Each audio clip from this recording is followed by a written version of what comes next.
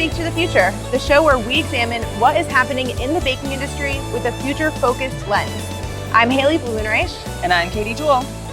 We are bringing you a special episode with ABA Premium Allied member, AB Mauri. AB Mauri is a global bakery ingredients and yeast company. You might be familiar with Fleischmann's Yeast, which is a brand under the AB Mauri North America umbrella. Other bakery ingredients include dough conditioners, vinegars, syrups, and more, which are sold under the AB Mauri Bakery Ingredients brand name.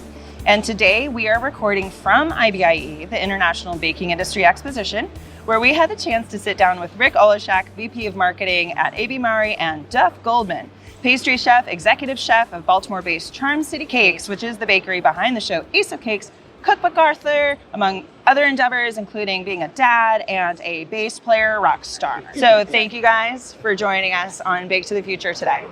Thanks for having us. Yeah, thank you. This is great. We always start our podcast with a question we did not prepare you for, and it is the hardest, I think, of any of the questions that we will ask. Haley, go. Our first question is, what is your favorite baked good? So, Duff, do you want to start us off? My baked good, like my favorite thing to eat, my favorite thing to make, my favorite like this. It's up for interpretation. Okay. I'm gonna say my favorite baked good is my great grandmother's chocolate babka. Love talking about Talk to us about that. So my great grandmother, Eastern European, has this babka. And she was a baker. She taught me how to do phyllo dough for strudel, all kinds of stuff. But she taught my whole family, me, my mom, my grandma, how to make her babka. When my mom first met my wife, I had made a babka. My mom came over to my place. You know, she had met the woman who was going to be my wife. My mom, she was like, oh, let's go get that babka in the kitchen. And so I went in the kitchen, I pulled the babka out. My mom's like, look at that babka. I really like that girl. Oh. And that was one of the most, and I was like, one of the first domino. That was like a big piece. Yeah.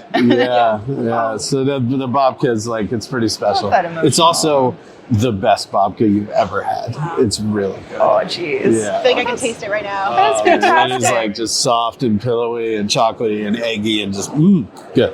I love that story behind it. A lot of times and people, we only use Fleischmann's. And I mean that, by the way. If you love come to my house, you love see this man. I have a box of Fleischmann's. It's legit. The first time we had a call, you showed it. You put it on the camera, and I was like, well, I mean, that's not forced, you know? No, not at all. That's legit. The only yeast I use. Yeah. Well, thank you. I love that Thank story. you. What about you? You know, it's not as dynamic and romantic as that, but mine is, multiples, but I love a good old-fashioned donut. If somebody can really nail it, it could be the one that's splattered in chocolate over it. It could have blueberries in it, or just the traditional sour cream flavor. It's just, if you know it when you taste it, that they perfected it. Absolutely. So. Yeah, the thing about a sour cream old-fashioned, like a buttermilk old-fashioned, is the dough has to expand in such a way that you get all those cracks. Or the pockets. Right? It's the cracks, right? Because you're creating... All the goodness goes inside. Well, you're creating more surface area of crunchy stuff, right? And it's like those crispy things. I have this theory that we taste stuff. We all taste things. But the thing that makes us love stuff is texture. I think texture is... Personally, I think it's more important than flavor sometimes. But when that sour cream donut is perfect, it's perfect. Yeah. You know? The inside has that little tenderness. Yeah, it's sweetness, creamy. and then you got the crunch on the out. You're right. He's absolutely right. I feel like those were both pretty emotional stories. Normally, a lot of times people say chocolate chip cookies, that's the best. And yes, and that is a valid answer. Yes. But there is no wrong answer. No, actually, that's true. There is no wrong. There's 800,000 different kinds of chocolate chip cookies. There's so many. I mean, there's people that like them thin and crispy. There's people that like them fat and chewy. Right? There's so many different. Yeah, we've had a great bake debate about that. I believe in the past we have some polling here every once in a while on Bake to the Future. Nice. Is a hot dog a sandwich? Yeah. Yep. A hot dog. I did vote on that one. It's a sandwich. It's a sandwich. It's a sandwich, absolutely. okay. Yeah. But thinner or crispy or chewy. what's the proper way to have a cookie. And, people feel super strongly about these opinions. Yeah, well, I mean, there's people that like thin and crispy cookies, and then there's people who are wrong. Right. All right, so we know where you stand, and okay. Gauntlet thrown down.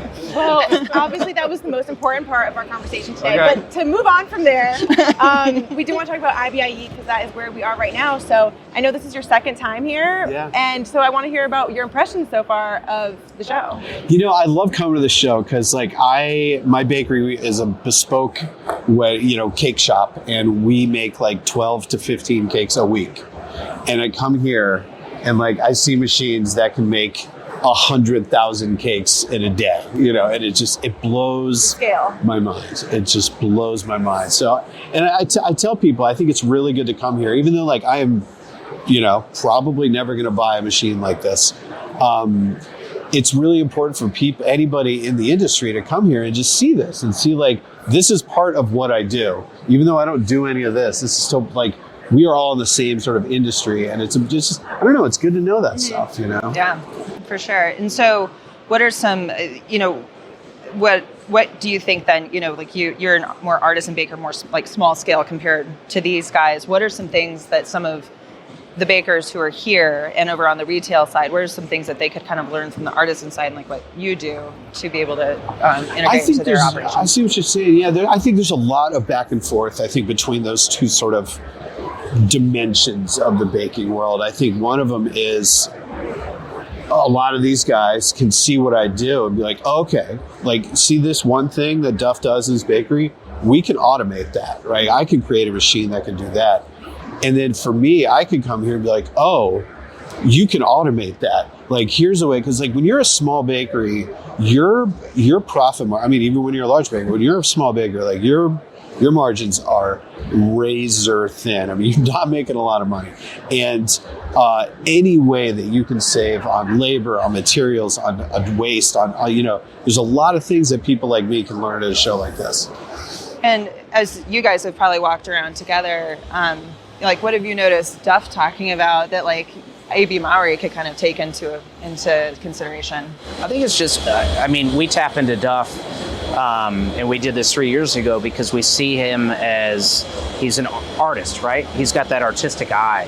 And the first time we talked, we didn't even talk about baking cake. It was more just being creative, thinking out of the box, paying attention to the details, and just doing some things that maybe haven't been done. You do that on your shows where you're hey, nobody's done this. Let's give it a try. And I love, it's kind of that all together we can do it spirit. And I think we picked up on that. And this booth, we couldn't do it without Charm City Cakes. We couldn't do it without Duff's influence. Frankly, this booth, we had been tampering with the idea of taking people on a journey, right? We see baking through a different lens, maybe taking them to a foreign land. We thought of London. He's well, just make it Baker Street. It was just, we needed that impetus to get us over the hump. And so thank you. It worked out great. My pleasure. And maybe you could also touch on, IBIE and Bake to the Future were all about the future outlook and things like that. So maybe what are some of the things, Rick, that you see are the future innovations that AB Mauri has on the horizon? Yeah, even we've got a London bus stop poster downstairs that'll tell you about some of our newer products, and one is really exciting for us. It's a plant-based emulsifier, right? Looking at different products that can help make dough conditioning and that whole process go easier, and it's plant-friendly. We also have clean label oxidation and dough conditioning systems as well. We're talking about a way of removing propionates and other things, and that there's some names in baking, right? People want to get away from the scientific names like datum and SSL. So how do we look at other product categories, including a buffered vinegar, right? That's just something that we're looking at, new clean label solutions that are pretty exciting. I can bake cookies.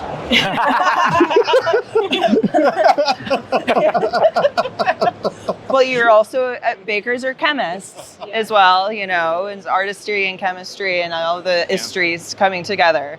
And so, you're talking about the future of ingredients, and then I know you're very involved in the future generations of baking and, working on a show, getting kids' books out, so why is that important And kind of what's your thought process behind that as dad and rock star? Like I grew up in a small town, and like I was a roofer, I was a framer, I've worked on cars, like I can build, I can fix your lawnmower, you know what I mean, like just that kind of stuff. And like I always knew how to cook. Like I've come from a cooking family. My mom cooked, my great grandmother cooked, my grandma. And I got to college and I started like meeting all these new people, and like some of them from like cities, and like they're useless. Like some of my friends were absolutely could not make pasta. Like just didn't understand. Like couldn't feed themselves. And like we're in college, we're adults now, and they like couldn't figure it out. And I was like, I just think it's really important that people understand how to cook. And I don't think that every kid that I don't want every kid that I talk to want to be a professional chef. I just want them to know how to cook. Because it's really important. It's important because you can't go out to eat all the time. You can't go to restaurants all the time. It's a lot of salt, it's a lot of fats, a lot of all the big words that you were using. Yeah. You know what I mean? Like, there's a lot of stuff in there. And it's important for people to know how to go to the grocery store and get some produce, get some protein, get a starch, and make themselves a nice meal, Get some flour, get some baking soda, get some eggs. Yeah, get some Fleischmann's yeast and make a vodka, you know what I mean? And don't you have to trust a guy who I believe, right? You went to Sandwich High School. You were meant to be a baker. Yes. This is a true story. Yes. Yeah. I grew up in Sandwich, Massachusetts. Yeah. All the police cars say Sandwich Police on the side of them. And if you don't have enough mayonnaise on your turkey club, you're going to jail. Oh yeah. Oh gosh. I wonder if they debate the hot dog sandwich thing a lot there. Oh yeah, I That would be wonder. important Yeah, for the I community. wonder.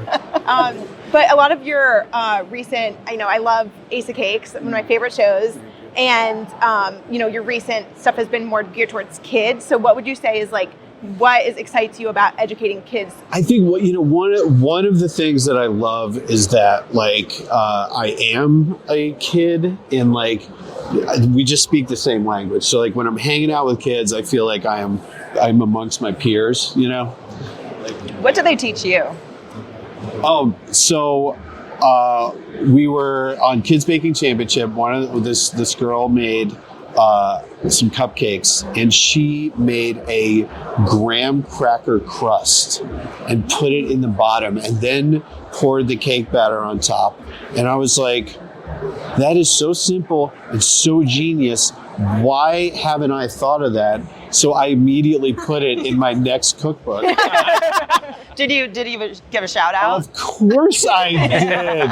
Because I told her when I ate the cupcake, and I was like, I'm writing my next kid's baking book right now, and I'm telling you this is going in there. I told her to her face, and then when the book came out, I sent her a copy, and I was like, hey, check it out. That's all you. I love that. Yeah, so they kind of think of things that other people just don't think of. Yeah, and they're fearless in the kitchen. I mean, I go to culinary school, and all of a sudden, like, I know, like, okay, like this amount of fat to this amount of liquid, and this amount of flour is going to create this texture. Like, it has to be like this thing. Kids are like, I baked it, and it wasn't baked all the way, so I put it back in the mixer, and I put it in the thing. Sometimes it works, and it blows your mind, and you're like, you've broken every rule, and you've still made something that's not terrible. Wow. It's incredible. Yeah. It's incredible. They're like Wile E. Coyote, right? Yeah. They go off the cliff, and they didn't realize it, so they just keep going. That sounds like my favorite baking project for myself is throw together whatever's left in the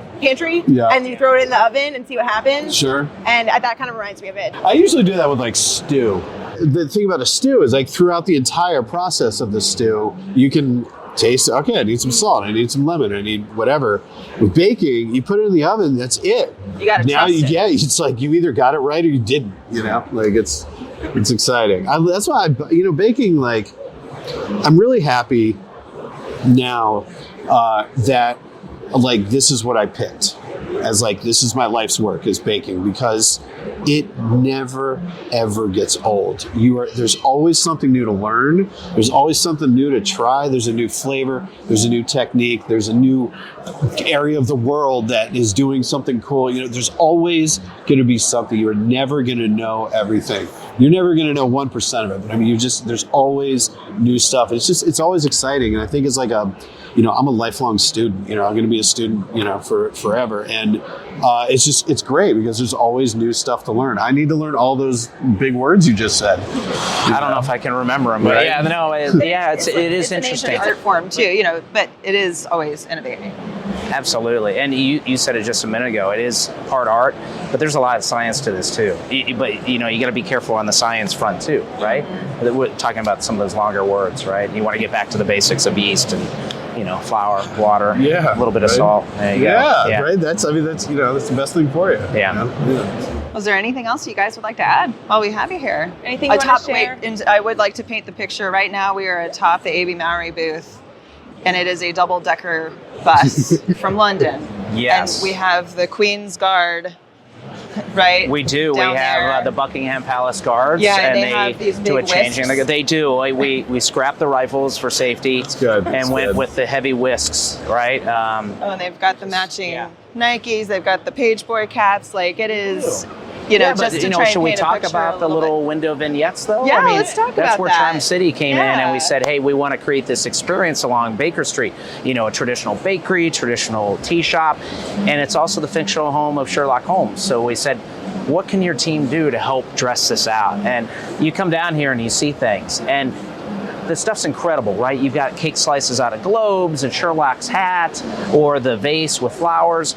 But it's really cool if you take the QR code and you see the behind the scenes, the intricate details of what Charm City Cakes and Duff's team does to make everything just like, is that real? Or is it, remember, is it real or is it Memorex? Wasn't it something like that? Yeah, that's right. Is it live? Yeah, is it Right. live? Is it live or is it, But it's really cool, and I think it really showcases what this whole setup is about. The attention to detail, people passionate about what they do, and that's what baking is, and that's what IBIE is all about. So That's fantastic. I think that's a great message maybe to end on. And with that, we'll wrap up with thanking you both for joining us on the podcast. got it. Thank you so much. Yeah. And I want to let our listeners know that you can let us know what you thought of the show by emailing hello@americanbakers.org or leave us a voicemail at baketothefuture.org. And don't forget to subscribe wherever you listen to podcasts, Apple, Google Podcasts, Spotify, Stitcher, Amazon Music, or Ghana.